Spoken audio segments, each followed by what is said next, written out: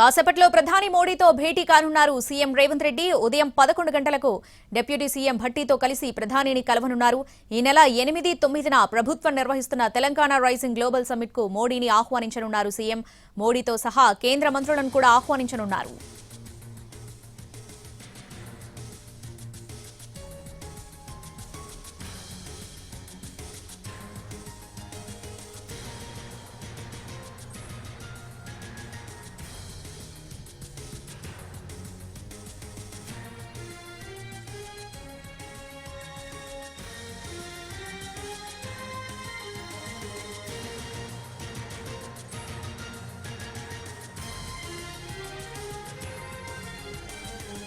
ఈ నెల 8, 9 తేదీల్లో తెలంగాణ రైజింగ్ గ్లోబల్ సమ్మిట్ ను నిర్వహిస్తుంది తెలంగాణ ప్రభుత్వం.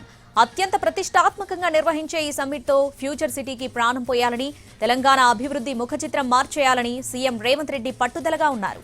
ఈ గ్లోబల్ సమ్మిట్ ను కూడా రాజకీయాలకు అతీతంగా నిర్వహించాలని భావిస్తున్నారు. అందరినీ భాగస్వామ్యం చేయాలని నిర్ణయించారు. అందులో భాగంగా మంత్రులతో కలిసి ఢిల్లీకి వెళ్లారు. ఇవాళ ఉదయం 11 గంటలకు పార్లమెంటులో ప్రధాని మోడీతో భేటీ కానున్నారు.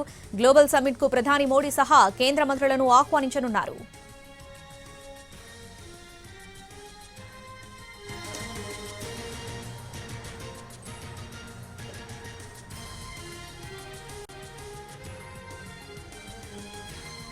కాసేపట్లో ప్రధాని మోడీతో భేటీ కానున్నారు CM Revanth Reddy, deputy CM Bhatti Vikramarka.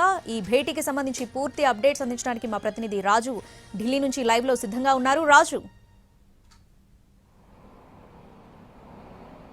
Shravani, సరిగ్గా 11 గంటలకు పార్లమెంటులో ఉన్నటువంటి ప్రధాని ఆఫ్ కార్యాలయంలో తెలంగాణ ముఖ్యమంత్రి రేవంత్ రెడ్డి, ఉప ముఖ్యమంత్రి భట్టి విక్రమార్కలు ఆయనతో సమావేశం కాబోతున్నారు.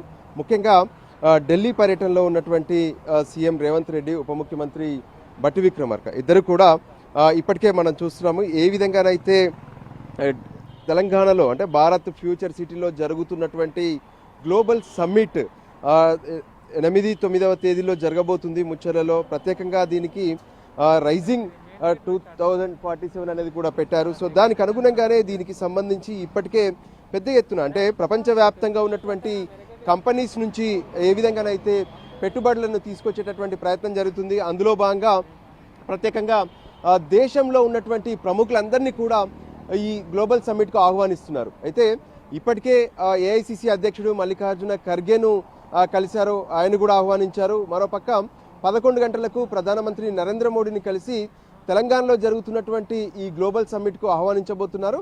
ఆ తర్వాత 11, 15 నిమిషాలకు లోక్సభలో ప్రతిపక్ష నేతగా ఉన్నటువంటి రాహుల్ గాంధీతో సమావేశం అవుతారు. రాహుల్ గాంధీని కూడా ఈ గ్లోబల్ సమ్మిట్కు ఆహ్వానిస్తారు. కొంతమంది కేంద్ర మంత్రులను కూడా కలిసి గ్లోబల్ సమ్మిట్కు ఆహ్వానించబోతున్నారు. ముఖ్యంగా తెలంగాణలో ఉన్నటువంటి పెట్టుబడులకు ఉన్నటువంటి అవకాశాలు కావచ్చు, ఆ తర్వాత అక్కడ ప్రభుత్వం తీసుకున్నటువంటి నూతన నిర్ణయాలు, సో వీటి వల్ల పెట్టుబడిదారులకు ఏ విధంగా మేలు జరగబోతుందనే విషయాలను కూడా స్పష్టం చేయబోతున్నారు. సో దానికి ఉన్నటువంటి అన్ని విషయాలను వివరించి ఈ కార్యక్రమాన్ని సక్సెస్ చేసేందుకు ఏ విధంగానైతే అటు ప్రధానమంత్రితో పాటు కేంద్ర మంత్రులను ఆహ్వానించడం, మరోపక్క ఇప్పటికే ఒక ప్రత్యేకమైనటువంటి కార్యాచరణను కూడా తెలంగాణ ప్రభుత్వం తీసుకుంది. అంటే దేశంలో ఉన్నటువంటి అన్ని రాష్ట్రాల ముఖ్యమంత్రులను కూడా ప్రత్యేకంగా ఆహ్వానించేందుకు ఒక్కొక్క మంత్రికి ప్రత్యేకంగా ఏదైతే అక్కడికి వెళ్ళాలని చెప్పి కూడా ఆదేశాలు జారీ చేశారు. దానికి అనుగుణంగా రేపు అన్ని రాష్ట్రాల ముఖ్యమంత్రులను కూడా వేర్వేరుగా మంత్రులు వెళ్ళి కలిసి ఆహ్వానించబోతున్నారు.